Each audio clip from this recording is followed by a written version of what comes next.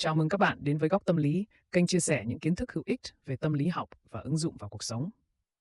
Hôm nay mình sẽ giới thiệu tới các bạn 3 hiện tượng ảo tưởng trong tâm lý học. Ảo tưởng là sự suy nghĩ sai lầm, đánh giá không đúng thực tế do thiếu suy xét kỹ càng. Nguyên nhân của sự ảo tưởng khá đa dạng. Một trong số đó là do não bộ suy luận một cách nhanh chóng theo cảm tính, trực giác, thay vì suy luận lý trí, phân tích đánh giá kỹ càng, cẩn thận các thông tin. Bây giờ, chúng ta hãy cùng tìm hiểu về 3 trường hợp cụ thể để hiểu rõ hơn hiện tượng ảo tưởng nhé. 1. Ảo tưởng tụ nhóm.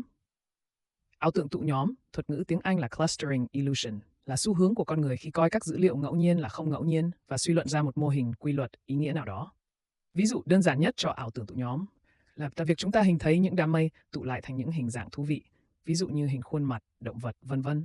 Chữ clustering, tụ nhóm, ám chỉ những sự vật được sắp xếp tạo nên một hình tượng có ý nghĩa, trong khi nó vốn là một hiện tượng hoàn toàn ngẫu nhiên. Nói rộng hơn, ảo tưởng tụ nhóm là khi chúng ta thấy mình tìm ra một điều ý nghĩa trong những sự kiện, dữ liệu thực sự ngẫu nhiên. Ảo tưởng tụ nhóm cho thấy chúng ta rất nhạy cảm trong việc phát hiện quy luật, ý nghĩa của dữ liệu tự nhiên. Bộ não chúng ta luôn thích tìm kiếm những khuôn mẫu và quy tắc, ngay cả với những sự việc ngẫu nhiên nhất, thay vì muốn chấp nhận những thứ dữ liệu vô nghĩa, khô khan. Ví dụ, đôi khi chúng ta phát hiện ra những hình tượng ý nghĩa trong tự nhiên, cuộc sống như những đám mây có hình thù, hay những hình ảnh ý nghĩa trên những chiếc bánh mì, trên vết ẩm mốc, loang lổ của bức tường, trên bãi cát. Hoặc có thể là những âm thanh không rõ trong những đoạn ghi âm giống như mang thông điệp nào đó, hay tiếng kêu có vẻ như ngôn ngữ của động vật trong tự nhiên, vân vân. Những ví dụ trên có thể khiến bạn nghĩ ảo tưởng tụ nhóm có như là chuyện vô thưởng vô phạt, hoặc là thú vui giải trí, chẳng ảnh hưởng nhiều đến cuộc sống. Nhưng có những trường hợp, ảnh hưởng của ảo tưởng này sẽ nghiêm trọng hơn. Chẳng hạn, trong lĩnh vực tài chính cũng có ảo tưởng tụ nhóm, đó là dạng thiên kiến, nhận thức khi nhà đầu tư quan sát thấy các mô hình, quy luật trong những sự kiện, dữ liệu hoàn toàn ngẫu nhiên. Biết rằng thị trường tài chính luôn thay đổi và đưa ra hàng tỷ dữ liệu mỗi giây, đó là nguồn dữ liệu rất lớn, thách thức những nhà phân tích. Chẳng hạn, một nhà đầu tư tài chính quan sát dữ liệu trong một khoảng thời gian, thấy thị trường tăng giảm theo một dạng biểu đồ nào đó, và trong một số khoảng thời gian khác cũng thấy sự biến động tương tự.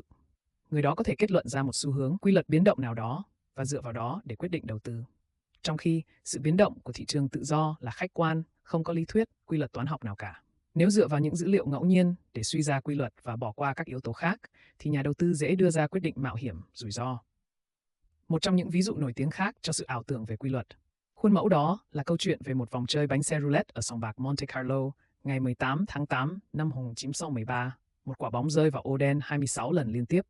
Khi việc tung bóng là ngẫu nhiên, xác suất để quả bóng rơi 26 lần liên tiếp vào ô đỏ hoặc đen là khoảng 1 trên 67 triệu. Biến cố này có xác suất cực kỳ thấp, nhưng về lý thuyết, nó vẫn có khả năng xảy ra, và thực tế nó đã xảy ra. Kết quả là những tay bạc không đặt cửa đen đã thua hàng triệu franc vì tin rằng bóng rơi vào các ô đen liên tiếp là sự không đúng quy luật thông thường mà họ vẫn thấy. Tin rằng sau chuỗi ô đen phải là một chuỗi ô đỏ để cân bằng và đúng quy luật.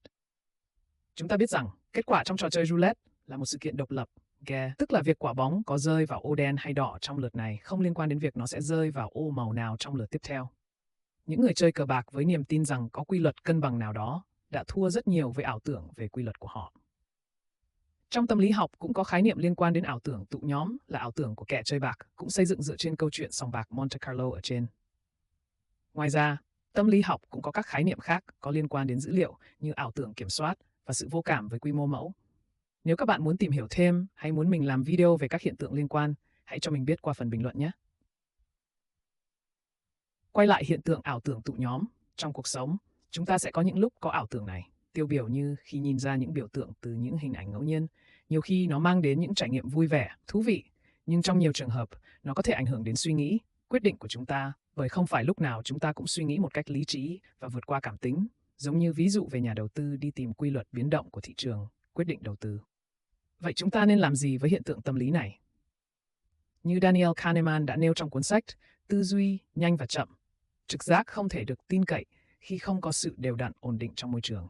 Niềm tin phải nhường chỗ cho sự thật. Có một vài gợi ý chúng ta có thể tham khảo để tránh ảo tưởng tụ nhóm. Chẳng hạn như, trong việc phân tích dữ liệu, chúng ta không nên quá chú trọng vào dữ liệu trong ngắn hạn. Thay vào đó, nên thu thập thêm nhiều dữ liệu và đảm bảo quy mô mẫu của chúng ta đủ lớn. Trong lĩnh vực kinh tế, đầu tư, ngoài việc xem xét dữ liệu tài chính trong quá khứ, ta cũng cần xem đến các dữ liệu bối cảnh như sự kiện chính trị, xã hội ở các thời điểm, bởi chúng có ảnh hưởng đến sự biến động của thị trường. Trong cuộc sống, khi chúng ta nhìn thấy hai sự kiện xảy ra, bên cạnh suy nghĩ tìm cách kết nối chúng lại với nhau để tìm ra điểm chung, ta cũng nên nghi ngờ rằng đơn giản đó chỉ là sự tình cờ. Nếu bạn nghĩ rằng mình vừa phát hiện ra một quy luật, thì trước tiên, hãy coi đó như một sự biến động ngẫu nhiên thuần túy. Nếu nó có vẻ quá đúng, hãy nghiên cứu và kiểm nghiệm suy đoán của bạn dựa trên toán học thống kê. 2.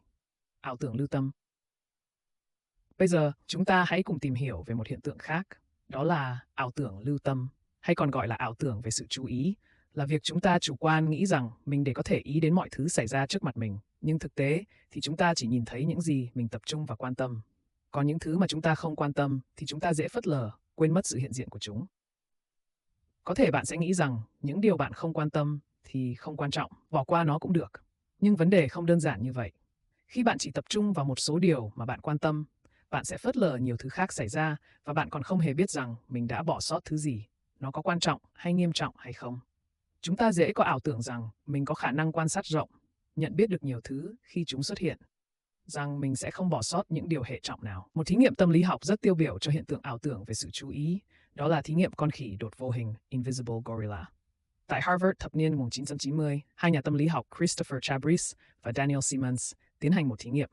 Họ cho những người tham gia thí nghiệm xem một đoạn video về hai nhóm người chuyền bóng qua lại, một nhóm mặc áo đen và một nhóm mặc áo trắng. Những người xem video được yêu cầu đếm số lần các cầu thủ áo trắng chuyền bóng. Thực ra, nhiệm vụ đếm số lần chuyền bóng chỉ là cái cớ để giữ cho người xem tập trung vào nhiệm vụ của họ và phân tâm sự kiện khác. Đó là giữa lúc hai nhóm chuyền bóng, có một người hóa trang con khỉ đột lặng lẽ bước vào cảnh quay, lấy tay đấm lên ngực rồi bước ra. Cảnh này diễn ra trong vòng 9 giây. Cuối video, người xem được hỏi rằng họ có nhận ra điều gì đó bất thường hay không. Một nửa số người xem không nhận thấy điều gì và ngạc nhiên khi biết về sự hiện diện của con khỉ đột. Những người này chỉ tập trung vào nhiệm vụ của mình và giống như mù tạm thời với sự kiện khác dù xảy ra trong tầm mắt. Họ ảo tưởng rằng có thể chú ý nhận biết mọi thứ diễn ra trong tầm mắt, nhưng sự thực đã bỏ sót sự kiện đặc biệt. Trong cuộc sống thực tế, ảo tưởng lưu tâm có thể dẫn đến hậu quả nguy hiểm khi chúng ta chủ quan cho rằng mình sẽ không bỏ sót các sự kiện, mối nguy hiểm xuất hiện. Chẳng hạn như khi chúng ta đang lái xe, chúng ta làm việc khác như gọi điện thoại, nhắn tin, nghe nhạc.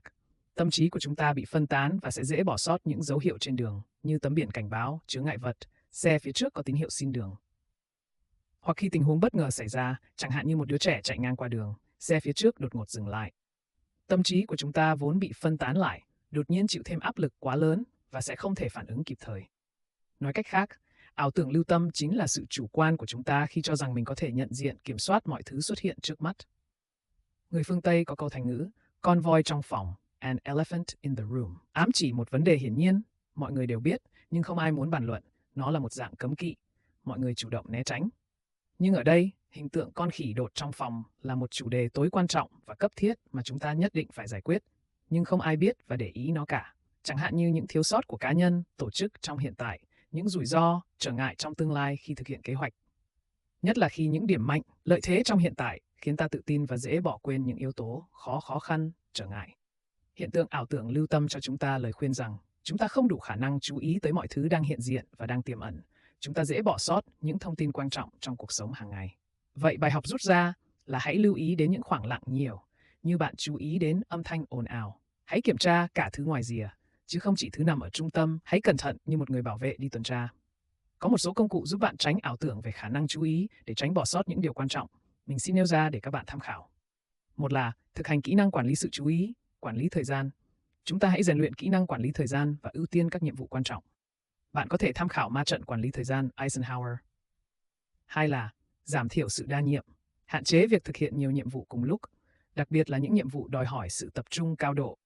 Tạo ra môi trường làm việc ít bị phân tâm, chẳng hạn như giảm thiểu tiếng ồn và các yếu tố gây xao lãng như mạng xã hội, thông báo của các ứng dụng điện thoại. Ba là sử dụng công nghệ hỗ trợ, sử dụng các công cụ nhắc nhở, ghi chú và quản lý công việc để đảm bảo không bỏ sót các nhiệm vụ quan trọng. Bạn có thể tìm hiểu thêm các ứng dụng trên điện thoại thông minh giúp hỗ trợ bạn. Trong lĩnh vực khác như lái xe, người lái có thể áp dụng công nghệ thông minh để tự động nhận diện và cảnh báo các nguy cơ tai nạn. 4 là đánh giá và cải tiến liên tục. Trong công việc của tổ chức cũng như cá nhân, chúng ta cần thường xuyên đánh giá hiệu quả của các biện pháp đã áp dụng và điều chỉnh kịp thời. Chúng ta có thể sử dụng phản hồi từ người khác để nhận diện thêm các khía cạnh cần cải thiện mà ta ít để ý hoặc dễ bỏ sót. Ngoài ra, có một số phương pháp khác để cải thiện khả năng chú ý, như thực hành chánh niệm, tập thiền, tập thở để cải thiện khả năng tập trung và nhận thức về môi trường xung quanh. Trong thời gian biểu, chúng ta nên tạo ra các khoảng nghỉ ngắn để giảm mệt mỏi tinh thần và duy trì năng lượng, sự minh mẫn trong công việc. 3. Ảo tưởng vóc dáng kình ngư, Swimmer's Body Illusion. Tiếp theo, chúng ta đến với một hiện tượng khác, đó là ảo tưởng vóc dáng kình ngư hay ảo tưởng về cơ thể của người bơi lội. Đây là một hiện tượng nhận thức sai lệch, trong đó người ta nhầm lẫn giữa nguyên nhân và kết quả. Hiện tượng này lấy ý tưởng từ câu chuyện của Nassim Nicholas Taleb, một doanh nhân và tác giả viết sách nổi tiếng. Ông từng cho rằng những người bơi lội chuyên nghiệp có thân hình đẹp là nhờ họ thường xuyên bơi lội. Và về sau, ông phát hiện ra rằng bởi vì họ có thân hình đẹp, hình thể phù hợp, do nhiều yếu tố, nên họ có lợi thế được lựa chọn và thành công trong bơi lội. Nói cách khác, ảo tưởng vóc dáng kình ngư là hiện tượng hiểu nhầm giữa nguyên nhân hay nhân tố lựa chọn và kết quả. Chẳng hạn, bạn cho rằng hành động A là nguyên nhân dẫn đến kết quả là đặc điểm B, nhưng rất có khả năng là ngược lại. Đặc điểm B là nguyên nhân hay nhân tố ưu tiên để thực hiện hành động A. Chúng ta có thể thấy một số ví dụ trong thực tế như trong thể thao và ngoại hình, nhiều người thường nghĩ rằng chơi bóng rổ sẽ giúp người chơi trở nên cao hơn. Tuy nhiên, những người cao mới là có lợi thế và xu hướng thành công hơn để họ chọn chơi bóng rổ.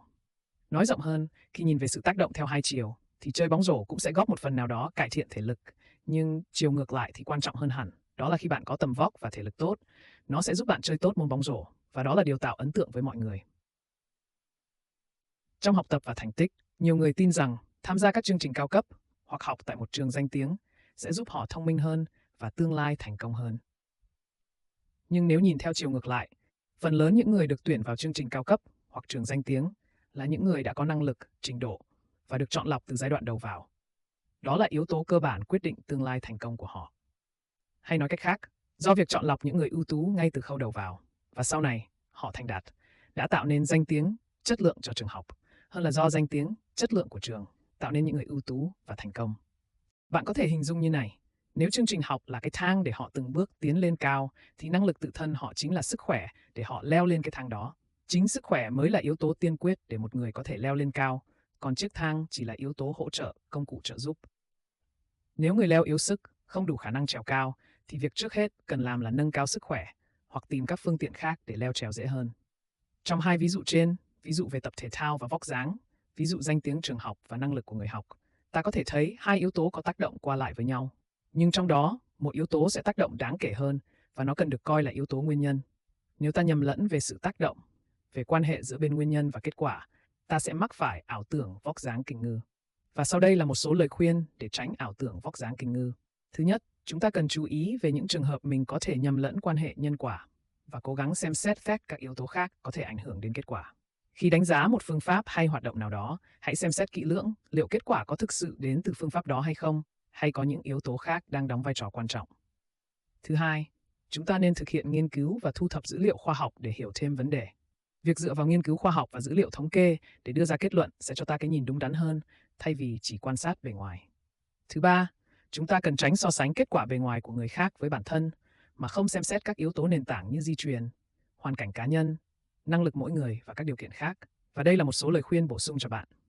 Hãy cẩn trọng khi một nhà quảng cáo giới thiệu một sản phẩm, một phương pháp và khuyến khích bạn thực hiện để đạt được hình tượng nào đó, như cơ bụng săn chắc, làn da đẹp long lanh, chiều cao lý tưởng, trí tuệ thông minh hay là cảm giác hạnh phúc. Bạn có thể sẽ mắc phải ảo tưởng vóc dáng kình ngư. Trước khi quyết định lựa chọn sản phẩm, phương pháp nào đó, hãy đặt câu hỏi, thành quả kia là nhờ những nguyên nhân nào? Đâu là nguyên nhân chính dẫn đến thành quả ấy? Những câu hỏi này sẽ khiến bạn phải suy nghĩ đau đầu hơn, nhưng sẽ giúp bạn khỏi thất vọng và bất ngờ về sau. Trên đây là 3 trường hợp ảo tưởng tâm lý mà đôi khi chúng ta dễ mắc phải. Xin cảm ơn bạn đã xem hết video. Hy vọng video này giúp bạn hiểu, nhận diện và tránh những ảo tưởng tâm lý này để cuộc sống trở nên tốt đẹp hơn. Nếu bạn thấy video này hữu ích và muốn tìm hiểu thêm nhiều thông tin thú vị hơn nữa, hãy đăng ký kênh Góc Tâm Lý để khám phá thêm nhiều điều về tâm lý học nhé.